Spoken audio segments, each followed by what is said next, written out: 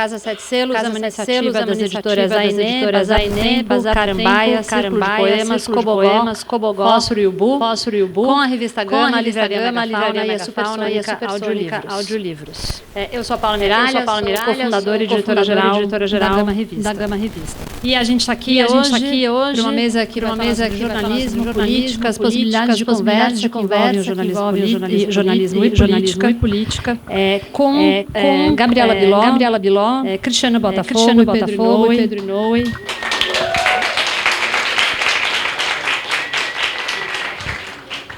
Já vou apresentá-los para vocês, mas antes de mais nada, dizer que os três... Desculpa, gente, são muitas coisas. Assinam esse livro, A Verdade vos Libertará, que saiu pela editora Fósforo. E estarão aqui autografando o livro ao final dessa conversa, aqui mesmo no palco. Então fiquem para os autógrafos. Vou apresentá-los rapidamente. Uma vez, só para a gente estava no departamento de antropologia, o Darcy Ribeiro chegou para fazer uma fala e falou: o Darcy Ribeiro dispensa apresentações. Eu falei, não, por favor, faço questão. Pode me apresentar. Eu acho que os três dispensam apresentações, mas acho que é importante também. Gabriela Biló é fotojornalista, trabalha na Folha de São Paulo, política. Cristiano Botafogo é tradutor, músico e editor do podcast Medo, em Brasília. E Pedro Inoue é designer e artista gráfico. Já colaborou com inúmeros artistas. Trabalha com organizações como Greenpeace, Família Ninja, Mano Brown, Criolo, e trabalha com também esse livro. Eu queria começar essa conversa falando sobre o status do jornalismo hoje e um pouco como vocês definem o trabalho de vocês. Pensando de maneira mais geral, o jornalismo hoje cada vez mais sendo cobrado uma imparcialidade, uma neutralidade. Ele, às vezes, isso resulta uma falsa equivalência, né? Essa ideia de neutralidade nos traduz, às vezes, uma falsa equivalência. Já o ativismo na sua natureza, ele tem causas, ele se posiciona. E eu queria começar como que vocês classificam o trabalho de vocês. A gente está falando de jornalismo, a gente está falando de ativismo, essa distinção não faz o menor sentido. Como falar daquilo que vocês fazem hoje? Eu acho que é um mito, né, dizer que jornalismo não tem lado. Jornalismo tem lado do interesse social e da democracia. Então, esse é o lado do jornalismo. E a missão do jornalismo. Então, eu acho que esse livro que ele para quem não conhece, é um livro que são 10 anos de trabalho, de 2013 a 2023.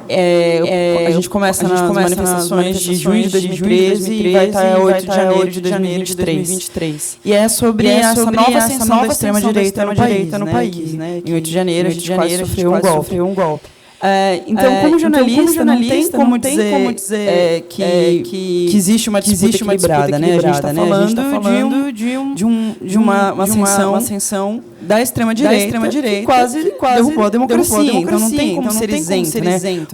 O isento em cima do muro desse lado também é partidário, né? Então, é complicado você falar isenção do jornalismo. Eu acho que o jornalismo que as pessoas tomam por isenção, eu digo que é pesquisar a fundo, né? Você tem que pesquisar a fundo e entender aquilo.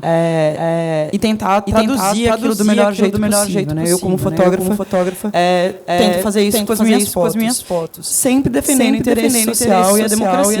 Então, o meu trabalho, independente de onde a gente esteja vinculado, né? Se é na Folha, no Estadão, se é num site ativista, se é na minha página pessoal, se é no meu Instagram, não importa. Ele sempre tem um teor político e é em defesa do interesse social e da democracia. Então, acho que para mim, isso que é o bom jornalismo, né? Quando essas coisas estão alinhadas, assim. Você estava falando, eu estava pensando na possibilidade, na porta de aberta que tem do jornalismo para educar também, né? Porque assim, depois que a gente sai da escola, nossa principal fonte de informação a respeito de atualidades é através dos jornais, da mídia em geral. E quando você falou em falsas equivalências, né? Eu lembrei no quadro do Porta dos Fundos, que era, vamos discutir mudanças climáticas. Do outro lado, vereadores, não sei da onde, aí o cara tinha uma opinião contrária só para fazer o doisladismo, né? Isso deseduca, porque você coloca no mesmo patamar duas opiniões que não são que opinião, né? Porque um é completamente referendado pela ciência e o outro não é. Então acho que o jornalismo tem que pensar muito em a quem ele dá a voz, né? Sem deixar de ser plural. Acho que tem uma fronteira aí que poderia até se falar que é tênue, mas eu acho que não é, é muito clara. E acho que é por aí. Eu acho isso interessante você estar falando, Cris, acho que a gente vive num momento muito de imagens, né? A gente é de uma sociedade completamente consumista, capitalista, só que a gente nunca aprende a ler imagens. Ninguém nunca senta com a gente, a gente deveria aprender a ler imagens, por exemplo, no jardim de infância, né? E a gente não tem ideia. Os publicitários ainda vendem carros pra gente com a mesma forma que vendiam há 50 anos atrás. E eu lembro uma coisa muito da Susan Sontag, quando ela fala da imagem, a fotografia do jornal, ela é uma lembrança do que aconteceu. E ela é um enquadramento, ela está dentro de um quadro. E ela deveria ser uma memória que nos faz lembrar da situação, do que aconteceu. Só que hoje em dia, as imagens são tão rápidas que a gente só lembra da imagem. E aí eu me pergunto muito assim, realmente, na era da pós-verdade, quando você não consegue sentar com alguém e definir o que é verdade, né? Vai tentar convencer um antivacina ou um terraplanista que a Terra não é plana. Né? A verdade, ela acaba se tornando um ponto de vista. Eu acho que parte do papel muito da comunicação, das artes, do ativismo, de contrabalancear esse lugar. Eu estava falando com eles ontem, que são narrativas, e é uma guerra que a gente está vivendo, né, gente? Eu estava pensando nessa frase. É uma guerra que a gente está vivendo, e falando, nossa, falar isso antes das 11 da manhã é meio difícil começar o dia assim, né, gente? Mas realmente, eu acho que tudo que você posta na internet, ele vai contra algo ou ele valida um ponto de vista, né? Essa polarização, ela nasce também um pouco disso. As redes são construídas para isso, né? Então, acho que é importante também entender o tipo de contexto que a gente está falando e fazendo o nosso trabalho. E aí, gente, então vocês, a Bilol, né, fala, o livro ele ele acompanha um pedaço grande da história, relevante da história do Brasil. O Pedro trouxe as redes. Eu queria a gente está falando de um livro que é de história política, de história do país. É um livro que também está propondo uma conversa sobre política. E uma parte importante dessa conversa se dá hoje nas redes. Eu queria perguntar para vocês se vocês acham que é possível hoje travar qualquer tipo de conversa, diálogo mesmo, que implique escuta, que implique argumentação sobre política. A gente vive um contexto onde isso de fato acontece, ou pelo menos é capaz de acontecer, algo que possamos aspirar. Eu acho que eu vou começar a falar uma coisa que a Bilol sempre repete, da diferença entre a convivência no mundo real e a convivência nas redes, né? Nas redes, parece que você está no palco e que você não pode demonstrar certas fragilidades, certas susceptibilidades e aberturas que você pode num diálogo um a um. Né? Então, às vezes eu fico meio, por que o pessoal está tendo essa discussão em público? Porque a publicidade da discussão limita muito o escopo dela.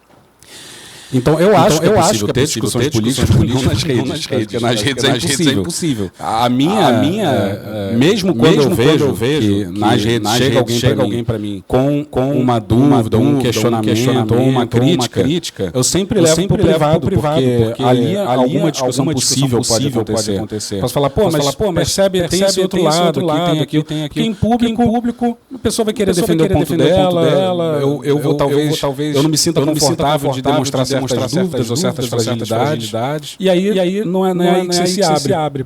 Então, normalmente, a discussão escuta, quer dizer, eu aborto. Eu acho que o Cris e a Gabi podem falar muito mais em relação à rede, porque eles participam, são figuras e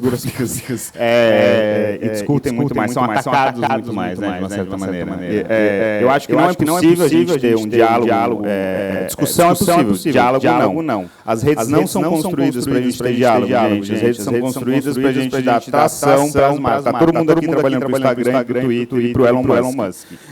Enfim, não sendo pago, tá? Eu conheci um ativista italiano que falou uma coisa muito interessante. Ele falou assim, e se a gente fizesse um sindicato dos trabalhadores do Instagram e tentasse ganhar um dinheiro de volta desses filha da mãe, né? Enfim, a gente dá valor para essas marcas, a gente passa o dia inteiro um pouco nessas marcas. E está chegando num ponto ruim, né? Tá todo mundo pifando, ninguém aguenta mais, as redes estão tóxicas, olha o que o Elon Musk está fazendo com o Twitter e tudo mais. Então eu acho que assim, eles não foram construídos para a gente ter diálogo, é uma ilusão a gente achar que a gente está discutindo qualquer coisa, até porque no dia seguinte dura 24 horas, no dia seguinte ninguém lembra daquilo, né? Vou trazer a foto do Lula antes de qualquer pessoa fale aqui como exemplo. A Bilobrinha, que é a Ana Júlia dela, né? Todo mundo. Mas o álbum inteiro é legal, gente. Então tem que escutar. Roubei a piada dela. A foto do Lula, para mim, eu acho que foi uma coisa muito grande em termos assim de como evento. Tirando a parte política e a parte de eu tô certo, você tá errado, eu sei da semiótica, você não. A gente discutiu durante 24 horas uma imagem. Quando que a gente faz isso? De discutir uma imagem. O que você vê nela? O que está por detrás? Quem que fez? Qual que é a técnica? A gente passou 24 horas discutindo uma imagem. Na capa de um jornal. Quando que a gente fez isso por último? Então, acho que tem um valor muito importante isso. Só que passou 24 horas e ninguém mais lembra. Então, você cai nesse... Minha linha vai mais ou menos pelo lado do Pedro. As redes não são feitas para serem discutidas, elas são feitas para extremar bolhas. E cada um grita a sua opinião o mais rápido possível, o mais alto possível, e é aquilo, né? E você, mesmo que você tenha algum argumento, aquilo não é levado em consideração, porque as pessoas entendem o que elas querem entender, porque é aquela leitura mais rápida possível. Então, é isso que leva para o extremo, né? E ninguém é o que você falou, ninguém quer entender o lado do outro. Quando você vê, já aconteceu, acho que, sei lá, uma vez na vida, que alguém virou para mim e falou: nossa, tem razão, não tinha pensado por esse lado. Isso não acontece nas redes, entendeu? Você pode falar, olha, então, mas um é igual a 2, porque tá vendo, tá aqui. Não, mas não sei o que, e o 3 e o 4. Então, acho que o algoritmo é construído dessa forma. E quando você constrói um argumento, o algoritmo não entrega. Então, assim, você fica fadado a sua frase de efeito, lacradoras e quem faz mais, né? Aquela coisa da... E ninguém ouve ninguém. Então, realmente, acho que para discutir política, para mim, assim, é o lugar mais top. Então, quando eu vejo uma discussão assim, hoje em dia eu nem envolvo mais assim, e a coisa que realmente tá, cada vez mais a gente só engaja por hate. Não tem nada legal que você fala, nossa, olha só que lindo isso que viralizou, que trabalho legal. Não, é só tipo, você vê um filme incrível, mas ninguém tá viralizando porque ele foi incrível. As pessoas viralizam porque aquele ator falou uma merda, entendeu? Então, assim, é sempre pelo lado negativo que as redes pegam. E eu acho que isso vai levando as pessoas à exaustão, as pessoas vão deixando de consumir, a gente está conversando ontem, que eu acho que vai dar a volta eventualmente, porque esse modelo vai se esgotando e as pessoas vão se afastando das redes sociais, eles vão perdendo dinheiro, porque ninguém mais quer postar o trabalho, sabe? Eu lembro que antigamente postava quase uma foto por dia nas minhas redes. Hoje, tipo... vou postar isso mesmo, sabe? Estou disposta a engajar a rede, porque qualquer coisa... Eu lembro que eu postei o meu último vídeo agora, que eu faço um vídeo semanal para a Folha, contando um pouco da minha rotina. O último vídeo era tipo...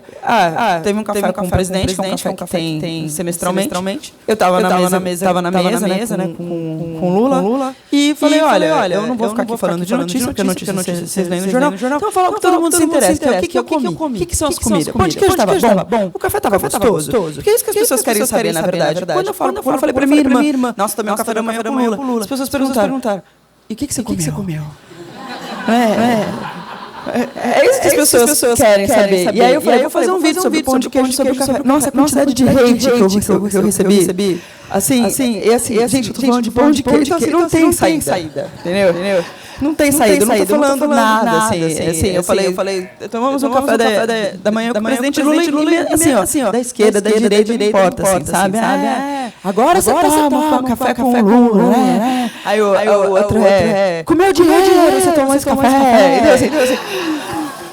Então não tem jeito, assim, né? E eu acho que o que eu aprendi é que as relações as discussões que eu quero ter, então, são espaços criados para essas discussões, né? Pensados para essas discussões. As redes sociais não são essas, porque nas redes sociais todo mundo te odeia, todo mundo odeia tudo, todo mundo odeia a senhora com o gatinho morrendo, entendeu? Tipo, sim. E na vida real não se traduz. Né? Na vida real as pessoas querem conversar, as pessoas falam, nossa, é verdade. As pessoas, ninguém olha na rua e fala, você! Não, entendeu? Isso é só na rede social. E na vida real as pessoas vêm, conversam com você, perguntam, nossa, aquilo lá, nossa, e como que foi? E esse café da manhã? Tem, sei lá, tem edital, como é que chama?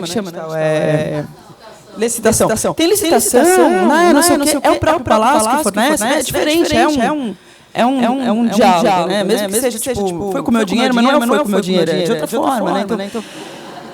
Então, acho que tem outros espaços criados para a discussão. E a rede social que eu aprendi é que a rede social não é realidade. O que você vê ali, principalmente hoje em dia, são só massas de ódio. É só massa de ódio. Assim, ataque. Uma pessoa fala...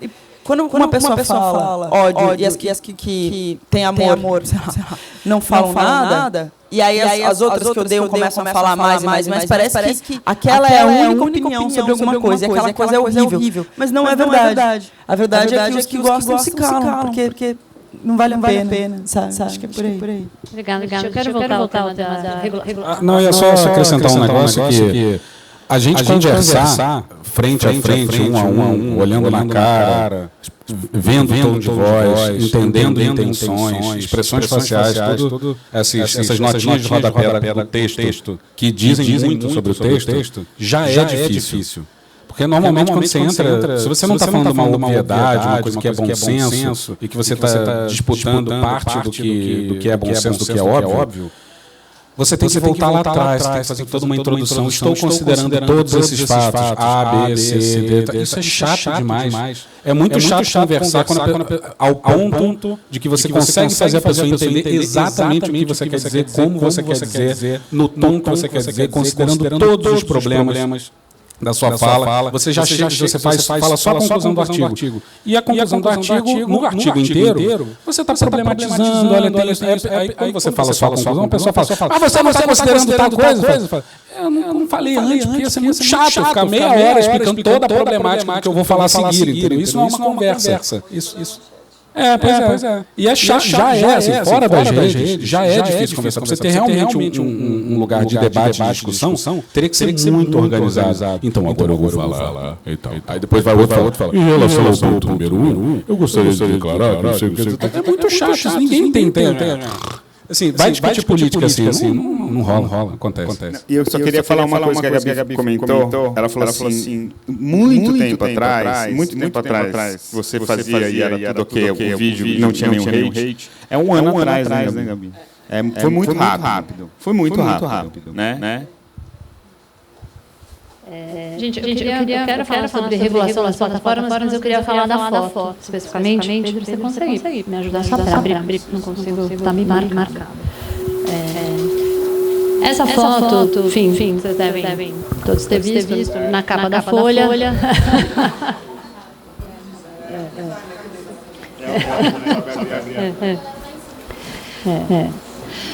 Você, Biló, foi muito... quando essa foto saiu na capa da Folha, você gerou uma grande comoção.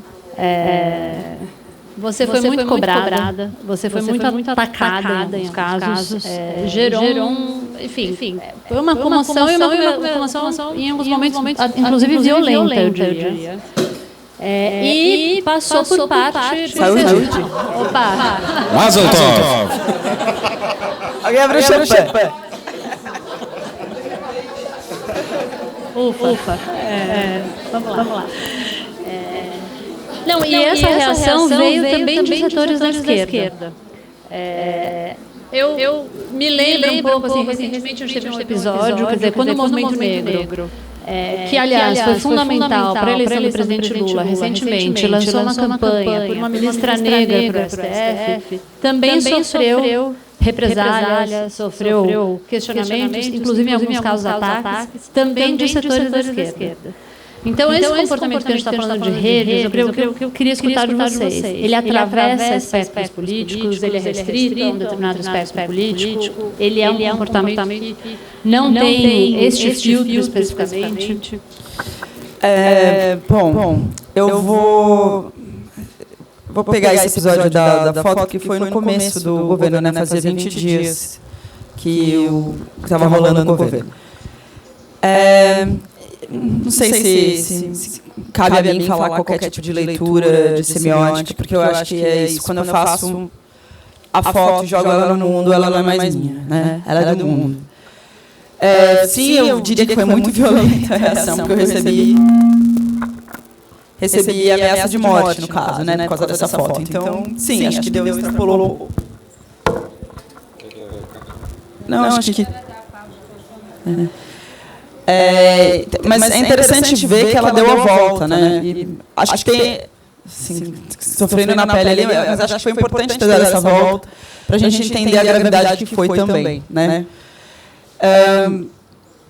Por um lado, eu entendo a violência, porque ela é uma foto que retrata a violência, porque os vidros estavam todos quebrados e o presidente estava tentando tocar o Brasil, e ainda com uma ameaça golpista, porque não parou só ali, né? Ainda tinha uma movimentação de mas vai ou não vai, né? Apesar de ter tido uma... O que tem por trás? Descobriram a minuta do golpe dentro do cofre do ministro, do ex-ministro da Justiça. Então, assim, foram muitas coisas que ainda estavam se desenvolvendo a partir do 8 de janeiro, né? Então, a gente começou a entender a dimensão do golpismo naquele momento, né? Que até então estava todo mundo esperando que fosse ter algum atentado na posse. Então, estava todo mundo muito tenso, né, na posse, porque o Lula não sobe a rampa, o Lula não sobe a rampa. E aí, passou a posse e falou, não, tudo bem. E aí... 8 de janeiro. Então, era um momento de trauma, mas era um momento de incerteza e era um momento de muita fragilidade. Essa foi uma foto que eu fiz três versões dela. Eu fiz uma com a Rosa Weber, uma com o Pacheco, os três presidentes, né? E o Lula. A Rosa Weber e o Pacheco foi um frame só. A do Lula foram 2 frames. E aí essa coisa, por exemplo, é uma montagem. Não é uma montagem, né? É uma múltipla exposição. Uma montagem é um termo técnico errado. Porque ela pressupõe pós-produção, e não teve prova pós-produção, e pressupõe 2 arquivos diferentes. E não é um arquivo só, né? É uma foto só. E quando as pessoas chamam de montagem, na verdade a foto começou uma discussão porque muita gente não gostou da foto. Muita gente achou de mau gosto. Muita gente achou, não gostei. E as pessoas, nas redes principalmente, não se sentem no direito de dizer que não gostaram. O outro tem que estar errado, sabe? Então acho que vai um pouco por aí. Tem um pouco de ressentimento com a Folha, por ser grande imprensa, impeachment, e a prisão do Lula e tudo mais. Existe um ressentimento com a grande imprensa. Mas teve o ataque à Folha, mas teve o ataque à Gabriela Bilon, né? E assim, depois de 4 anos de trabalho, né? Cobrindo o governo Bolsonaro e tal. Então foi assim, eu sabia que ia virar em algum momento, porque o meu trabalho é olhar com um olho crítico para o governo. Esse é o meu trabalho. Porque é um interesse social, não é passar pano para o governo. Então eu sabia que ia vir, mas eu não vejo essa uma foto crítica ao governo. Para mim, essa é uma foto de uma realidade que estava ali se impondo. E eu, como jornalista, trabalhando num palácio quebrado e gelado, não me sentia no direito de não dizer e reportar visualmente o que estava acontecendo. Mas múltipla exposição pode, não pode. Isso aí, gente, olha, sinceramente, é uma discussão tão ultrapassada, que já foi ultrapassada nos anos 70 com Cláudio Andujar documentando os Yanomami, entendeu? Então, assim, falar que pode, que não pode, é narrativa, é uma escolha para descredibilizar o trabalho, porque as pessoas já estavam atacando a foto antes de ler a legenda, que na legenda estava, né? A foto feita com múltipla exposição, que isso é uma obrigação, tem que ter. Então, antes das pessoas se ligarem na legenda, elas já estavam atacando a foto. Então, o problema claramente não é a técnica, né? A desculpa da técnica foi usada para descredibilizar. O problema é que muita gente não gostou, né? E tudo bem as pessoas não gostarem. E aí eu acho que é isso, aí viraliza essa lógica do hate, que parece que tudo é uma verdade só, mas são só as redes sociais, né? Então eu lembro que naquela semana foi um pouco difícil para mim, porque eu não sabia, assim, não, todo mundo me odeia, né? E eu fui assim, da queridinha, né? Porque cobrindo o Bolsonaro, não sei o quê, todo mundo, Biló, aí pra, tipo, Biló, entendeu? Assim, tipo, em uma semana virou, assim. E eu virei a foto, a assassina do Lula, tipo, gente... Sabe, virou bem menos, assim, né? Não tem esse lugar na história, né? Mas aí eu acho que para mim, assim, no final, o que fica foi que é uma foto que expôs muitas dores, né? Ela escancarou uma dor, ela mostrou que muita gente não queria ver e que é doloroso ver, mas que eu, como fotojornalista, eu me vi na obrigação de contar, assim, por mais doloroso que seja, sabe? Era o que estava acontecendo, era como eu estava sentindo que estava acontecendo, e é isso. Quando você olha ela no álbum todo, a Ana Júlia faz sentido, sabe? Tipo isso, assim. Quando você olha todo o livro, toda a cobertura, e como isso é desenhado, faz muito sentido. Mas deveria estar na capa do jornal, não deveria. E, gente, aí também é outra discussão. Que espaço é a capa do jornal? Sabe? São outras coisas. E é uma foto que acho que ela já não é mais minha, assim. É isso. Hoje, alguns amigos me falam que às vezes eles estão num curso de pós, alguma coisa, essa foto é discutida nas universidades hoje.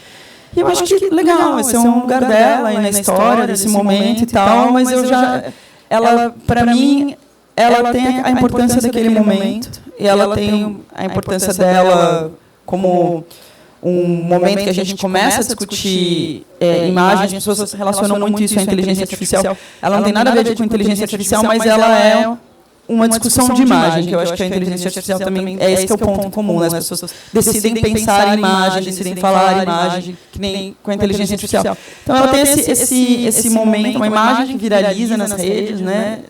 Um fotojornalismo que viraliza, e ela tem esse clique do novo mundo, né? Ela vira um símbolo do novo mundo, com a discussão de imagem. Mas no livro eu acho que ela faz total sentido, ela está ali muito bem colocada. E é isso, eu fotografo para mim. Eu sou meu principal cliente. Então, para mim, essa foto fez sentido, essa foto continua fazendo sentido. Só pessoalmente não é meu trabalho favorito. Tem outras melodias muito mais interessantes. Então, acho que é isso, ela tem seu lugar na história, mas que para mim ficou marcado como um aprendizado das redes, realmente, porque foi o primeiro momento que eu já tinha sofrido ameaça de morte e hate por parte da direita, mas foi bem diferente, assim, sabe? Então, para mim, ficou como um episódio hoje, quase que antropológico, assim. E acho interessante da forma que aconteceu também, e, de novo, repito, não acho errado que as pessoas tenham tido uma reação violenta a uma imagem que traduz violência, entendeu? Então, acho que é isso. Você quer fazer uma pequena nota de rodapé? A gente também, lá no Medellín, a gente sentiu a diferença de tratamento, a diferença do hate, quando a gente criticava a direita, o governo Bolsonaro, e quando a gente criticou o governo Lula, ou pautas tidas mais à esquerda, né? E a única coisa que eu ia pontuar é que a minha bolha é de esquerda. Então, ela está acostumada com um certo tipo de discurso. Como esse aquele negócio que a gente estava falando do menu completo, né? Assim, se você não subscreve a qualquer item do menu degustação, mas eu não gosto de salmão cozido. Eu não gosto de molho de maracujá, salmão. Aí você não pode. Aí você é cancelado o menu inteiro. Então, quando a gente fala alguma coisa contra a nossa própria bolha, aí eu acho que o hate é muito maior e mais agudo, né? Porque parece que tem uma decepção. Assim. Não é só, tipo, se um bolsonarista radical viesse me criticar, é meio que esperado para ele. Eu sei que eu discordo desse cara e eu vou atacar ele. Mas quando alguém que você gosta te decepciona, sei lá, não sei se essa palavra, aí parece que é mais profundo, né? Da facada mais funda. Tá? Acho que é um pouco por isso que para mim, recentemente a gente teve um episódio disso, que a gente desagradou a esquerda, e aí, nossa, os ataques foram horrorosos. Mas eu acho por causa disso, porque a gente está falando porque essa é a minha bolha. Então, esse é o meu público, eu desagradei o meu público. Eu acho que tem uma coisa de... existe uma hora para criticar isso que as pessoas falam. Não, existe um momento certo para criticar. E isso aqui é complicado você falar disso, né? Uma coisa beleza, o governo acabou de assumir, num pós-golpismo e tal. Não vou nem falar dessa parte, porque acho que você não se aplica, porque essa não é uma crítica. Mas isso já vai fazer quase um ano, né, que o governo está aí. E eu acho que como construção do cidadão e de pessoas, de uma sociedade que a gente quer, a gente tem que criticar. A gente tem que falar, olha, isso não está legal, porque a gente está construindo, pelo menos essa ideia, de construir um novo momento, de construir uma nova democracia, porque está falhando, né? O que a gente estava construindo está falhando, né? Não deu certo. Então vamos construir outra coisa, vamos ouvir vozes plurais, vamos ouvir mais gente, olha, a gente quer que isso seja dividido de outra forma. Então, o cidadão tem que construir junto, o cidadão tem que criticar, tem que falar. E a César o que é César, quando está legal, tá legal, não está legal. Existe um medo de uma fragilidade muito grande, né? Acho que com traumas políticos, mas de uma fragilidade muito grande. Se não estiver nada perfeito, tudo quebra. E não é assim. Né? As coisas só vão melhorar se a gente olhar para os defeitos, porque do contrário que se gera uma fragilidade. Então acho que tem um pouco desse medo de criticar, sabe? E como jornalista e como cidadã, não me vejo nem no direito de ver uma coisa e não apontar e falar, não, isso aqui eu não concordo. Sabe? Senão a gente cria um pensamento em massa que a gente viu muitas vezes aonde deu, não é legal para ninguém, né? Mais uma tia. A gente não pode cair na ladeira escorregadia de achar que sempre que a gente abre a porta da crítica vai chegar no poço com tubarões e leões e jacarés. Então uma coisa e maturidade, né? Eu sempre gosto de dar um passo atrás para também olhar um pouco o contexto todo. E eu acho que a violência que acontece com o episódio da foto do Viló, ela vem depois de 4 anos de violência, né, gente? Uma violência atrás de violência, já está traumatizado, a gente já está carregado de violência. E isso é meio que depois do 8, depois de uma tentativa de golpe, você tem esse lugar. E eu queria só dar um passo para trás e falar um pouco do contexto dessa foto no livro em particular, porque quando o Biló chega com esses 10 anos e a gente vai montar o livro, o Cris meio que monta esse roteiro e a gente pensa como é que a gente vai colocar os áudios no livro. Foi um projeto muito maluco, porque ele não era um projeto comercial. A gente sentava para ter reunião e as nossas reuniões eram assim, gente, vai ter eleição? Então a gente estava falando das nossas vidas, não era uma coisa do tipo, eu trabalho um jobzinho comercial que estamos trabalhando. Não, falando de... A última foto era a foto da posse. O livro, eu ia desenhar o livro inteiro, a gente ia deixar ele pronto para ir para a gráfica, esperando uma última foto. Se vai ter ou não vai ter eleição, enfim, a Gabi falou, eu vou fotografar o que tiver lá, e essa era a última foto. Lula ganha, tudo bem, etc. Aí Gabi vai lá, faz aquela foto. Uma semana antes do Lula chorando, viraliza, muda aquele dia, puta Biló, puta foto, tal. Aí a gente, beleza, vamos colocar a foto lá, a gente colocamos a foto, estava finalizando o livro para mandar, e aí rola o 8 de janeiro. E aí o grupo, precisamos muito postar as mensagens do grupo. Gabi, onde você está, Gabi? O Cris estava com a Gabi pegou, correu para lá.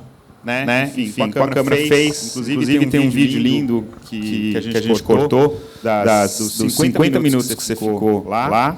E aí esse material vem e a gente fala, nossa, a gente precisa colocar. Então cresceu, a gente faz de volta, vamos crescer, vamos mudar.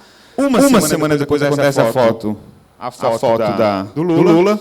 Falou, pronto, esse livro não vai terminar nunca agora, né? Tipo, ficar estendendo. E eu acho que eu não canso de falar isso, gente, que é muito um elogio ao trabalho da Gabi e ao trabalho do Cris, que durante 4 anos a Gabi estava lá na frente, na linha de frente, fazendo a foto que todos nós aqui viam do que foi esse governo Bolsonaro. Uma foto que não é uma mentira, é uma foto. Ele estava lá cuspindo, fazendo passeata, motociata em cima dela. Ela estava lá na linha de frente fazendo foto. E o Cris estava mergulhando junto com o Pedro Daltro em tudo que esse cara falava para cortar e mostrar o nível de delírio e de medo que acontece em Brasília. Então é muito assim, eles foram essa linha de frente durante 4 anos. O livro ele é poroso, ele é feito com esse papel, justamente porque essas fotos não são mais da Gabi, eles são de todo mundo. A gente viveu isso. A gente não pode esquecer disso. A gente não pode esquecer do que foram esses 4 anos.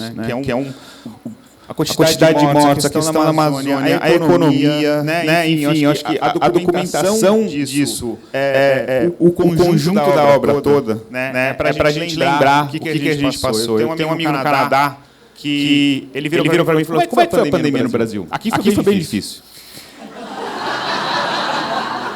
E aí eu comecei a dar conta que em todos os países, isso é muito maluco, gente, a pandemia acontece igual em todos os países. Começa com uma pessoa, depois 2, depois 3, aí os hospitais lotam, as pessoas, lockdown e tudo mais. Uma estrutura de um país, ela acontece, mesma coisa. O psicológico não. A falta de ar no Amazonas, o que aconteceu nos hospitais, os vídeos que correram da gente, está tudo no psicológico da gente, está embutido em algum lugar lá. A gente mal começou a tirar essa casquinha para realmente entender o tamanho desse trauma que aconteceu com a gente. E a gente tem que lembrar que a gente teve um governo que matou, que mentiu, que negou, sabe? Então é muito importante a gente voltar um pouco para o trabalho e ver quem teve, nos lugares de nos mostrar tudo isso. Tudo vem num contexto, nada acontece de maneira aberta. Então toda vez que eu penso no single, eu tenho que pensar no álbum inteiro. Mas enfim, era só para falar que a anistia é o caralho.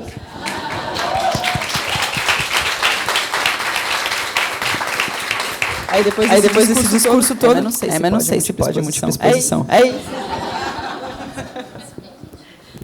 Gente, vocês terminam um livro com uma frase que nunca esqueçamos, não há como perdoar o imperdoável. A gente, entre as muitas coisas que estão no Brasil ultimamente, a gente está passando por um momento de um revisionismo histórico, onde pedaços importantes da história brasileira vêm sendo relativizados, questionados, a própria ditadura brasileira, a gravidade da ditadura brasileira vem sendo relativizada.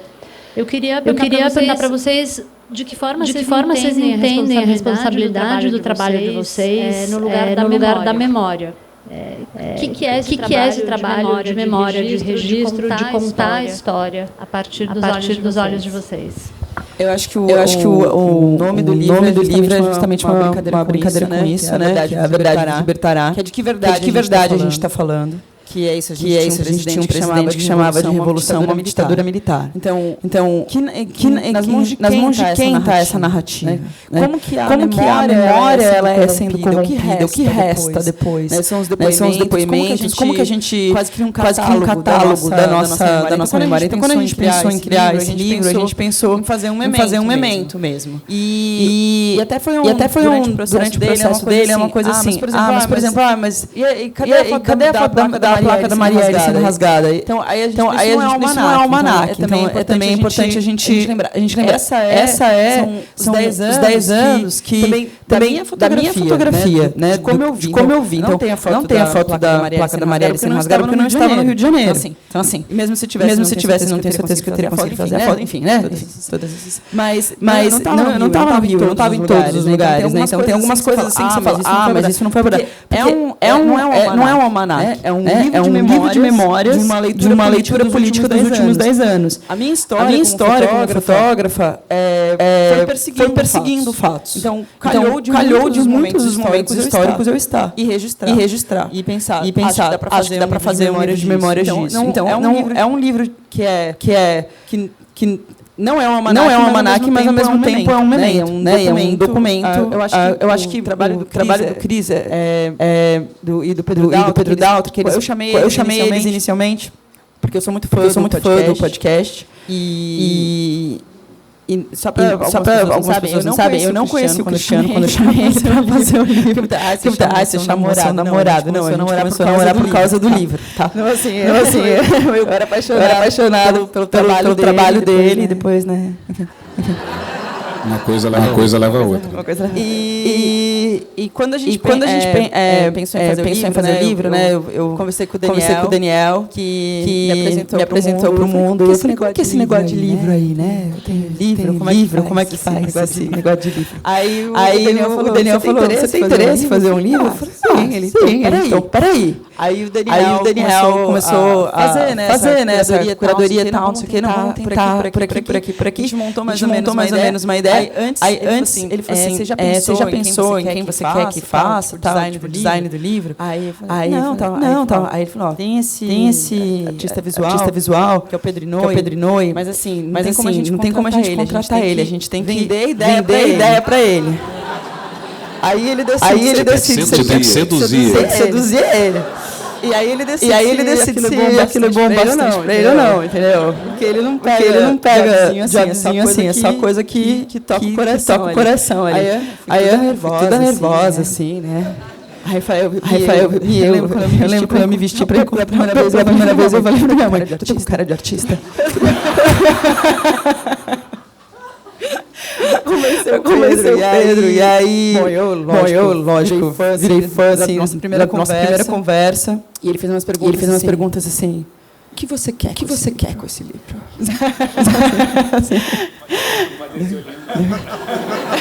O que você quer? Acho que foi, mas o que você quer com esse livro? Muito mais assim, né? Mas eu ali, nervosa, vi assim. Mas não foi assim, mas foi como eu vi. E aí, no final eu falei assim, olha, eu quero sair um pouco do lugar da jornalista e entrar no lugar da arte, né? E eu acho que no final uma coisa se misturou muito pra mim, não sei se é certo, porque no final é misturado, esse livro é bem misturado. E aí eu pensei, eu tenho muita dificuldade de roteirizar, né? Porque são 10 anos de trabalho, então como é que vamos roteirizar? Aí o Daniel comigo, o Pedro achou, colocou a gente em contato com a Fósforo, maravilhosa, obrigada Fósforo, que nunca tinha feito um livro de foto. E é muito difícil você publicar livro de fotografias, as editoras não curtem fazer, porque é um livro caro, que não vende, que não sei o quê, Então a Fósforo falou, não, essa ideia tá tão maluca, certo, né? Então vamos lá. E aí tá, beleza, mas como a gente organiza esse livro, né? E aí eu entrei em contato com o Medo e Delírio, pra mim o Medo e Delírio me ajudou muito nesses 4 anos, era muito pesado o meu dia a dia. Eu tenho uma carta pra minha mãe, que eu escrevo no final do livro, eu ouvi mais a voz do Bolsonaro esses 4 anos do que a voz da minha mãe. Eu vi mais o Bolsonaro do que a minha própria mãe.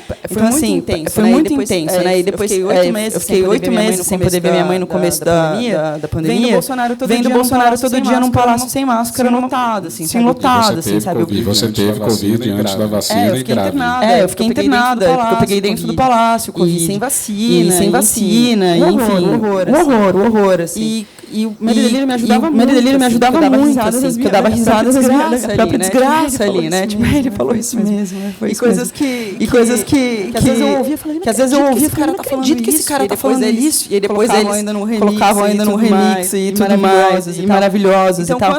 Então, quando eu chamei o Pedro e o Cristiano, inicialmente a ideia era fazer uma curadoria, roteirizar o livro, né? E depois como é que vai entrar o nosso trabalho ali, além do roteiro? A gente põe os QR codes aí. Põe os áudios.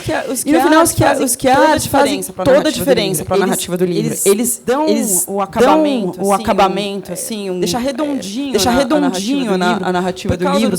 Por causa dos QR codes. Então, às vezes tem algum momento que eu não estou presencialmente e o QR code preenche essa lacuna. Então, eu acho que é uma experiência sensorial muito legal do livro. Eu recomendo vocês irem páginas acionando os QR codes, que é uma experiência bem diferente. Não sei porque eu estou falando experiência. totalmente o meio da pergunta, mas acho que eu queria falar dos QRs que a gente falou. Muita gente não está com o livro, talvez não saiba, mas tem os QRs, tem o trabalho do Meio Delírio. Não lembro nem o que você perguntou. Que é uma memória. A da narrativa completa, tá? Sabia que tinha algum ponto. Eu acho que falando sobre isso, voltando ao tema, normalmente quem faz isso sou eu, né? Que foge vou andando lá em Santos. Quando eu vou, tô lá em Santos. E no governo Bolsonaro, o Bolsonaro tinha muitas falas públicas, né? Então ele saía do palácio, parava no cercadinho, normalmente ficava falando 5 minutos, aí tinha uma formatura de cadetes, tinha não sei o quê, então ele fazia uns 2, 3, 4, 5 discursos, tem muita coisa dele falando publicamente, publicamente, com aquele freio de língua típico dele, né? De falar, vamos fazer cocô de assim de anão aí. Ele falava que ele queria, a hora que ele queria e tal. Então tem muito registro público disso. E não freava as opiniões públicas dele tanto, ou deixava pequenos rastros do que ele queria dizer de verdade, tentava falar de uma maneira mais anuviada, polida. Então tem muito registro. O que a gente tentava fazer em termos de registro e memória, normalmente a gente estava fazendo uma análise e a gente ilustrava pontos dessa análise com falas dele. E normalmente são muito... Tem muitas falas dele. Então eu falava sobre... Ele falou contra a vacina. Aí tem a live falando 1, 2, 3, 4, 5. O ponto que ficava chato. Tira a voz desse cara, não aguento mais esse cara. Não, cara, mas tem que botar. O excesso de falas tem um ponto. Porque ele realmente falou. Isso não tem como negar. Não foi da boca para fora, não foi uma vez só, depois ele voltou atrás, então tudo bem. Não, ele falou ontem, falou 2 semanas atrás, falou anteontem, falou 2 meses atrás. Então a gente tem várias pequenas coletâneas, assim, várias delas acho que estão no livro. Dessa memória. Então acho que é importante. E está na boca dele. Ele que falou isso.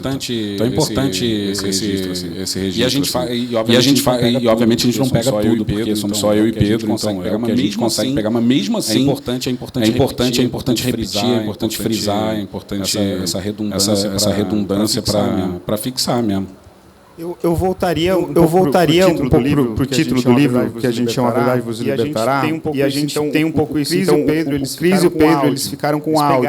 Eles pegaram o cara falando, negando vacina. 1, 2, 3, e a Gabi estava lá. Fazendo a foto, a imagem. A gente tinha imagem, então a gente tinha imagem, tinha o áudio. Como que a gente coloca isso no livro? Escolheu as manchetes que saíram nos jornais também, né? O que é verdade? É o que está na frente do jornal, né? É a notícia, é o quê? E acho que a ideia, na verdade, da gente fazer isso pontuado, amigo, dar realmente esse contexto um pouco aberto. Mas aí eu queria voltar para uma história que a Gabi contou ontem, contar de novo, que foi a foto da justiça. Você tirou uma foto que teve um começo, meio e fim, que eu acho que é um pouco também volta um pouco para essa questão da justiça. Da justiça sendo pichada? Tá pequenininha atrás, com... Essa é a foto da justiça sendo pichada e depois essa justiça sendo lavada do lado. Essa foi uma foto que eu precisei de como eu fotografei, né? Eu normalmente gosto de fotografar com o diafragma aberto. Significa que eu gosto de dar um foquinho num cantinho, desfocar tudo, deixa tudo fora de foco. Isso é uma amuleta moderna. Porque quando você está com preguiça de compor, é fácil você eliminar todos os elementos e deixar tudo muito bonito e fora de foco. E cenário político é muito comum a gente fotografar, sempre tem muito papagaio de pirata, tem muita sujeira na foto, então para você reforçar o seu ponto que você está querendo mostrar, você usa esse recurso fotográfico. Esse dia do 8 de janeiro, eu inverti a lógica completamente. Porque eu sabia que eu ia fotografar muitas coisas que o meu olho não está captando na hora, mas que iam ser documentos. Então eu fechei todo o diafragma. O que isso significa que eu coloquei tudo no foco. primeiro plano estava no foco, primeiro plano estava no foco, segundo plano estava no foco. A ideia era assim, a ideia era se eu depois com calma olhar, às vezes eu tô aqui fotografando ela e ali no canto tem alguém apanhando muito, tá? Não sei o que vai acontecer. Então é muita coisa acontecendo. Então eu tô aqui e tal, e na hora que eu vou olhando para isso, e na hora que eu vou olhar as fotos com calma, grandes, e no meu computador eu vejo que ele é um troço absurdo. Registrei ele é um troço absurdo. Então eu tinha noção que isso podia acontecer. Então eu mudei essa forma de fotografar no 8 de janeiro, porque eu queria ter tudo documentado. E essa foto da Fechada foi um resultado disso.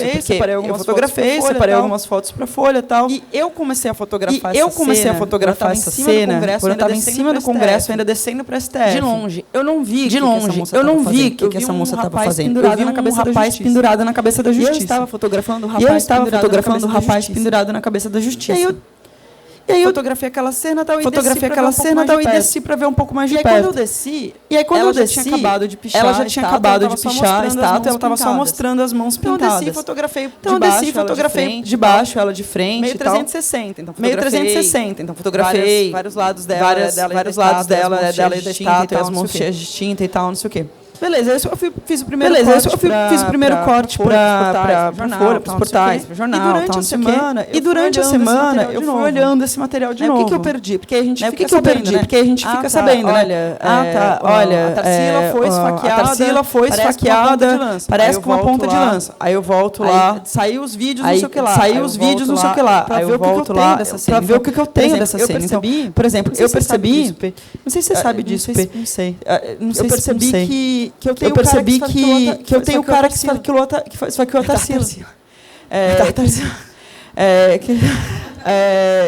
Então eu tenho cara, porque depois se vê na câmera e aí eu fotografo desse cara. Então assim, aí eu tenho a foto dele. Então assim, aí eu vou ver se eu tenho alguma foto que consegui identificar. Então é um processo de memória, é um processo de memória, né? O pós também. E essa foto foi uma foto que depois foi olhando e falei, que é isso mesmo? Aí eu fotografei essa cena mesmo? Aí eu abri a foto. Eu sabia ali, mas era muita coisa. Não era como se isso fosse uma coisa que ficou marcada, né? Muitas coisas marcadas aqueles dias. Eu não pensei, será que eu tenho a moça pichando a Justiça? Depois, tipo, não, a Justiça foi pichada. O que é isso? Nossa, eu tenho a moça pichando a Justiça. Mostrando as mãos cheias de tinta depois de ter pichado a Justiça. Isso foram assim alguns dias depois do 8 de janeiro. E aí eu mando essas fotos pro jornal contando, olha, então, eu jornal Republica e a gente consegue, o jornal Republica e a gente consegue encontrar a mulher e ela acaba sendo presa por causa das fotos. Aí é uma outra discussão. Beijos. Aí é uma outra discussão. Que eu acho que é muito mais interessante, por exemplo, que é a foto do Lula e tal, que é uma discussão que me atravessa, que ainda está me atravessando, que ainda é um ponto de reflexão para mim.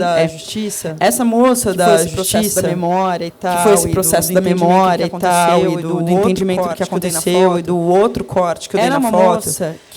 Era uma moça que ela foi presa por um crime político. E não importa para mim se ela é golpista, se ela não é. Não importa para mim se ela é golpista, se ela não é. E no final, uma foto minha para identificar, foi usada para identificar e prender uma pessoa por um crime político. Independente de que lado essa pessoa esteja, independente do que eu acho que é certo e errado, é uma questão que me atravessa de como eu me sinto como jornalista. Sabendo que como jornalista foi usada para denunciar uma pessoa por um crime político. Denunciar uma pessoa por um crime político. Que ainda está um pouco isso é uma coisa que ainda está um pouco conflituosa dentro de mim. Mas não importa. Mas a gente está falando de uma golpista, mas não importa. Sabe? Em 64 não era. E aí o papel do jornalista nesse momento, né? E aí eu tenho na interesse social e democracia, que é fácil. A interesse social e democracia, mas me atravessa eu não tenho uma resposta fácil. Eu não tenho uma resposta fácil para isso, sabe? Então eu acho que existem fotos que têm camadas profundas, mais sobre o que é documento, sobre o que é documento, o que é jornalismo, o que é o papel do jornalista, o que é a verdade.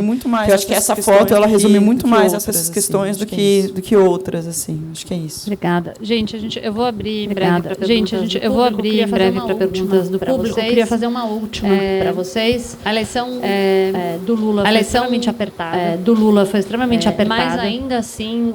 Mas ainda assim, os riscos democráticos eles foram capazes de criar uma grande convergência em torno de um determinado campo. Vocês acham que tem algum outro tema hoje que seja capaz? A gente está vivendo, o Brasil tem crises concomitantes, então voltamos ao mapa da fome, o mundo está derretendo, temos inúmeros temas aí, mas vocês acham que existe algum outro tema hoje que seja capaz a sociedade brasileira de criar esse nível de convergência para além do próprio risco democrático? Ontem a gente estava conversando sobre isso, a gente falou animais domésticos e evidências do Chitãozinho Chororó. A única resposta que eu tenho para isso. Pedro. Não, ia dizer mais domésticos, não. Ele falou cachorros. Foi muito específico. Que tem o New York Times deu, eu falei, bom, um vírus que está matando cachorros, eu falei, bom, agora sim, um vírus. O mundo vai se unir, porque tem um vírus sabe o que é, que está matando cachorros e ninguém sabe o que é. Porque o mundo sem cachorros. Agora o mundo muda, porque o mundo sem cachorros. Saiu uma manchete assim, como as mudanças climáticas estão matando o seu cachorro. Pode morrer por causa das mudanças climáticas. Seu bebê pode morrer por causa das mudanças climáticas. Seu bebê, as pessoas. Bebê já não é tão. O seu gatinho não tem nada a ver com isso. O seu gatinho não tem nada a ver com isso. Você está matando ele. Mas talvez uma das pessoas. Mas é difícil, né? Porque eu acho que aquela questão. É muito difícil, né? Porque eu acho que aquela questão do menu completo, né? Você adere a um campo ou outro campo. É muito difícil explicar. Não sei se tem. É muito difícil explicar. Eu acho que o que aconteceu foi que desde o surgimento. Desculpa, muito fácil falar isso. Acho que não tem outra desculpa. Acho que não tem outro argumento.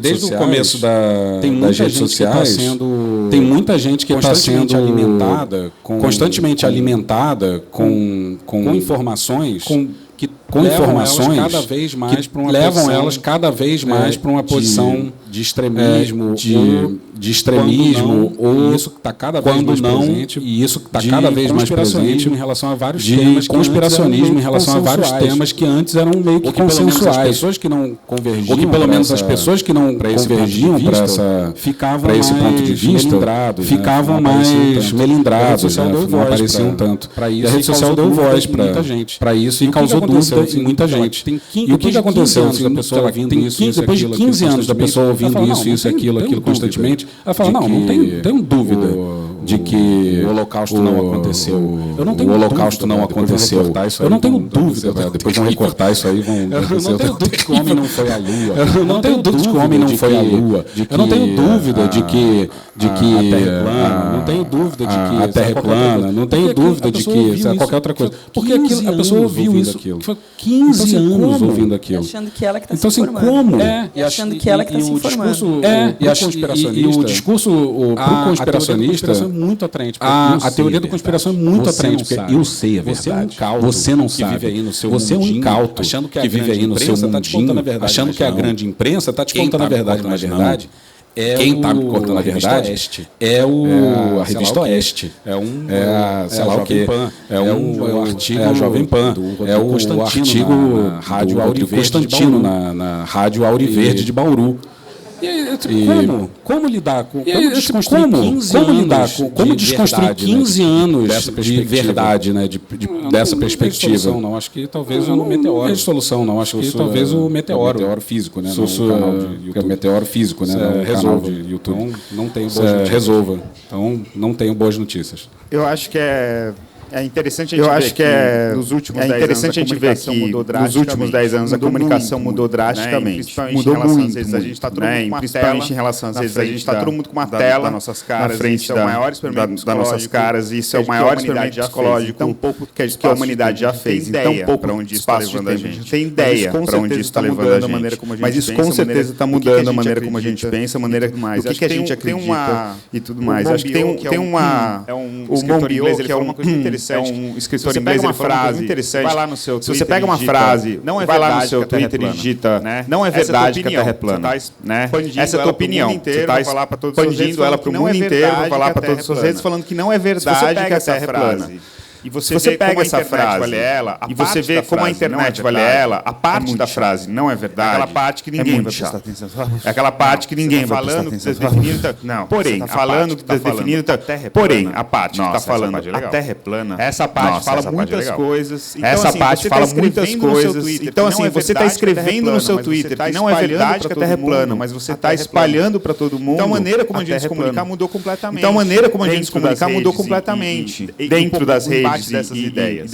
Um pouco no embate dessas ideias. Eu acho que tem outros. Eu acho que tem outros pontos de convergência. Eu acho que a causa indígena, o movimento negro estão aí justamente para falar que durante muitos anos eles estão batalhando, eles estão, de uma certa maneira, trazendo essa narrativa. E eu acho que essa narrativa, a crise climática, vai ser a crise climática, eu acho que vai ser porque a gente vai chegar um final, a gente vai chegar um momento que a gente não vai conseguir mais ligar ela. O capitalismo vai bater de frente e a Amazônia e esses pontos, essas linhas de frente, de uma certa maneira, para mim, são os pontos de batalha. Caminhando e entendendo, por exemplo, como os indígenas estão cada vez mais ocupando esse espaço, eu acho que uma próxima batalha. Mas isso também tem uma próxima batalha. Mas isso também tem muito a ver com como que a gente sai desse problema, dessa quadra, desse problema das redes sociais. Que a gente está todo mundo tóxico, ninguém aguenta mais, o Twitter, o Musk matou o Twitter, a gente já ninguém aguenta mais, enfim, a gente já está com esse burnout mental, esse burnout mental, mas na verdade pensando passo. O que seria, mas na verdade esse próximo passo? Eu acho que eu volto uma coisa que o Chris falou, olho a olho. Eu acho que é o encontrar, olho a olho, coisas mais fora da rede, a gente ser mais fora da rede, a gente ser mais pessoas e menos perfis. Então esses encontros, esses lugares de sair um pouco da rede, desligar, a revista que a gente faz começou uma coisa no Canadá, a gente começou uma coisa do experimento de falar uma vez por mês, duvido que uma vez por mês, toda lua cheia, é um desafio de fica 24 horas, é um desafio de você ficar 24 horas sem, tem que valer para todo mundo. Lua cheia, tem que valer para todo mundo. Uma vez por mês, lua cheia, uma vez por mês fica sem tela.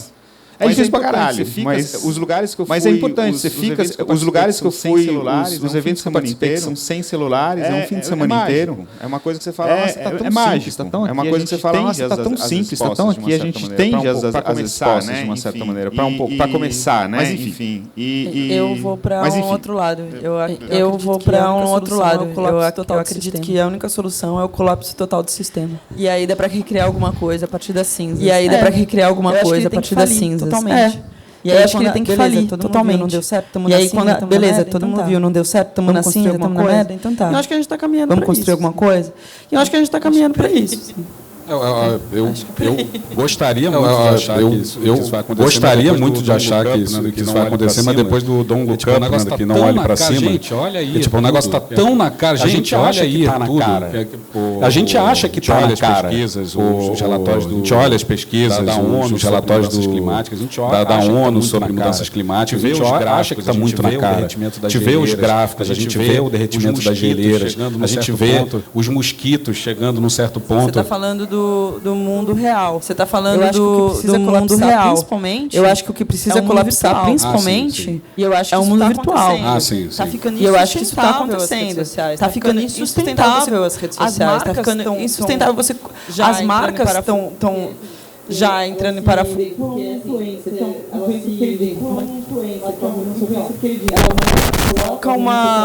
Uma peça publicitária no ar, ela é criticada, não sei o que. Então, assim, as marcas estão nesse momento de tensão. E hoje o mundo é regido pelo dinheiro. Então, se o dinheiro está começando a ter dificuldade, ter receio de estar envolvido desse jeito, entendeu? Hoje a gente fala muito, por exemplo, você não vê. Hoje a gente fala muito de marcas que você não vê grandes na rede social, mas que está ali interessante. Tem uma loja física que é o do boca a boca. Então, essa coisa eu acho que está revertendo. Eu acho que não vai demorar muito, né? Porque eu não acho que não vai demorar muito, né? Porque antigamente tudo demorava muito, hoje é tudo muito rápido. Eu acho que esse sistema que a gente tem de bolha, de extremos e de hate, está prejudicando o mercado. E isso vai fazer com que isso colapsa. E a partir do momento que isso colapsa, Eu vou falar uma coisa muito polêmica. Real. Eu vou falar uma coisa muito polêmica, mas eu quero que vocês entendam que não é que eu estou sendo negacionista com o meio ambiente, mas é uma coisa assim. O homem está destruindo o meio ambiente. As pessoas falam, o homem está destruindo o meio ambiente. E eu falo, não, o homem está se destruindo. A gente vai deixar de existir, o meio ambiente para ele, porque a gente vai deixar de existir, isso aqui tudo vai virar mato, o meio ambiente. A gente está destruindo algumas espécies, sim. O nosso meio ambiente, a gente destrói o meio ambiente dessas espécies. O nosso meio ambiente, a gente destrói o meio ambiente dessas espécies. Mas a gente vai acabar com os nossos recursos naturais. Mas a gente vai acabar com os nossos recursos naturais. E o mundo vai continuar aqui. A gente não vai destruir o mundo. O mundo vai continuar aqui. O mundo está cagando pra gente. Então, eu sei que parece que o que eu estou falando é negacionista, tipo, não existe. Não é isso que eu estou falando. É que a natureza é mais forte que o homem. A natureza é mais forte que o homem. E eventualmente a gente vai morrer porque a gente é burro. E a natureza vai continuar aqui maravilhosa. E acho que é por aí. Então, ou o homem vai se colapsar e deixar de existir, a natureza vai continuar existindo. E nas redes sociais é a mesma coisa. Ela tem que colapsar para existir outra coisa, sabe?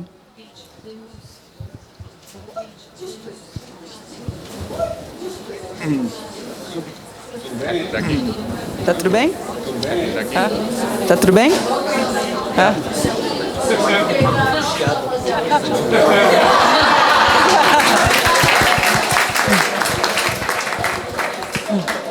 Será que não tem o microfone? Acho que tem o microfone ali. Será que não tem o microfone? Acho que tem o microfone ali. E se você pudesse apresentar também, por favor. E se você pudesse apresentar também, por favor. Sinto muito. Sinto muito. Era um banco.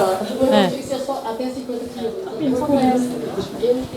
A pergunta é a mesma, quando eu entendi as coxas mesmo, quando você disse que deu coxa no final, eu acabei dobrando uma pessoa presa. Mas você, a percepção que eu tive, a percepção que eu tive, não que eu esteja concordando com nenhum dos atos que aconteceu, tá? Ao contrário. Parece ter ficado com tanta pena quando, peguei a lança do cara que pegou a Tarsila. Não estou justificando. Também não era um ato político? Não estou justificando que era para ter sido feito. Porque ele não estava identificado. Porque ele não estava identificado. A foto que eu tenho dele, ele não está identificado. Era uma foto que eu já tinha separado, porque ele está com uma lança. O vidro é uma foto interessante. Gigante. Do lado do vidro é uma foto interessante. E não foi uma coisa que eu percebi depois. Eu percebi depois que ele era esse cara. Mas era uma foto que eu já tinha também jogado no sistema. E ele está com o rosto todo coberto. Que foi usada. Então, não foi uma foto que foi usada para identificar ele. Se eu tivesse a cena dele esfaqueando a Tarsila, é diferente, entendeu? Porque ali com grafite. Porque assim, se eu tivesse só a primeira foto, se eu não tivesse a primeira foto, eu tivesse só a sequência dela com as mãos na tinta, seria complicado eu afirmar que foi ela que pichou. Não sei. Então, eu lembro que durante a reportagem, sabe, mas Biló, eu lembro que durante a reportagem a gente, mas Biló, você tem certeza que foi ela? E eu assim, eu tenho a sequência. Porque a foto mostra, entendeu? Você vê que porque a foto mostra. Depois ela mostra a mão com a tinta, mas aí foi ela. Depois ela mostra a mão com a tinta, mas aí poderia ter só se sujar, sei lá. Mas poderia ter só se sujar, sei lá. Não tem como dizer que foi ela, entendeu? E no caso ele foi. Eu só soube que eu só soube que foi ele depois que eu vi os vídeos. Então não foi nem eu que identifiquei. Vídeos e tal. Foram os vídeos e tal. E na minha foto ele tá todo investigação. Então também tem. E na minha foto ele tá todo coberto. Então também tem esse fator que não me causou esse dilema. Mas imagino que se fosse me causado o mesmo dilema, a mesma situação, teria me causado o mesmo dilema, com certeza. Temos tempo para mais uma pergunta. Gente, temos tempo para mais uma pergunta. Se alguém... Você não quer? Tem ali. Você não quer? Tem ali. Alô? Eu sou a Ana, prazer. Alô? Ok. A parte que vocês estavam falando sobre o colapso do sistema, a parte que vocês estavam falando sobre o colapso do sistema e da internet solar, me lembrou daquela notícia da tempestade solar. Não sei, vocês acham que pode ameaça. Não sei, vocês acham que pode ter algum apocalipse aí com isso e ter alguma relação? Eu acho que essa tempestade solar. Eu acho que definitivamente essa tempestade solar definitivamente uma alavancada na discussão sobre o meio ambiente. Uma alavancada na discussão mas eu senti que, sobre o meio ambiente. Não sei se vocês sentiram isso, mas eu senti que assim, 1 grau, tá tudo bem, aquecimento global, beleza, 1 grau, o que é 1 grau? Mas de repente ninguém mais tá conseguindo fazer as coisas que precisa fazer, né? Então assim, tá atrapalhando a produção, colapsando o sistema no sentido de tá atrapalhando a produção, tá atrapalhando o deslocamento das pessoas, tá atrapalhando as relações humanas, o calor do sistema, então, né? Isso eu acho também é um colapso do sistema, né? Porque a partir do momento que é uma coisa que está sendo falada, é muito ridículo isso, mas falar, as queimadas amazônicas só importa quando a fumaça chega em São Paulo, sabe? É isso, assim, eu acho que agora as pessoas só se importam com o aquecimento global, porque não é um gelo que está derretendo lá no canto do mundo. Então, eu acho que isso você não está conseguindo sair de casa. Então, eu acho que isso faz parte de uma colapso no real, né? No virtual. Eu acho que quando o Wi-Fi cair, eu acho que quando o Wi-Fi cair e a cerveja acabar, aí as coisas vão mudar. Cachorro, cerveja. Cachorro, cerveja. Eu acho que eu queria só. Eu estou lendo um livro muito interessante. Eu acho que eu queria só.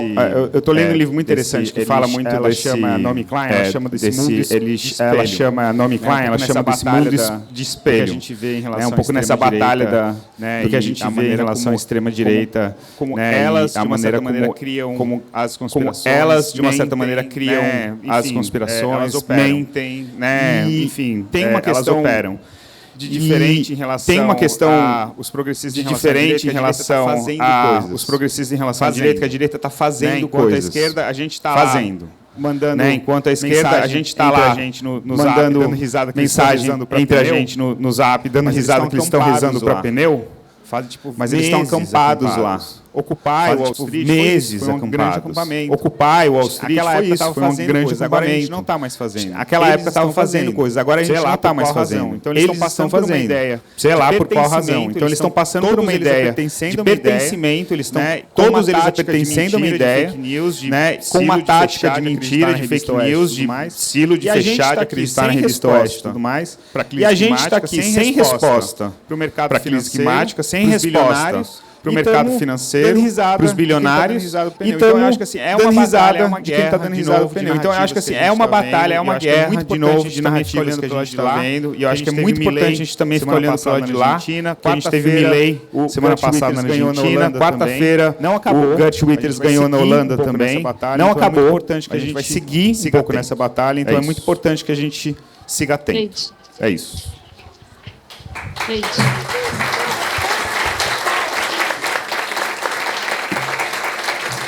Gente, muito obrigada pela conversa. Obrigada a vocês. Muito obrigada. Alguns avisos rápidos. Pela conversa. Obrigada a vocês. Os autores estarão aqui autografando livros. Os autores estarão aqui autografando livros. A gente tem livros. A gente convida vocês a conhecerem a casa. A gente tem livros de todos os autores que estão participando de todas as mesas à venda aqui também. Temos um bar ali.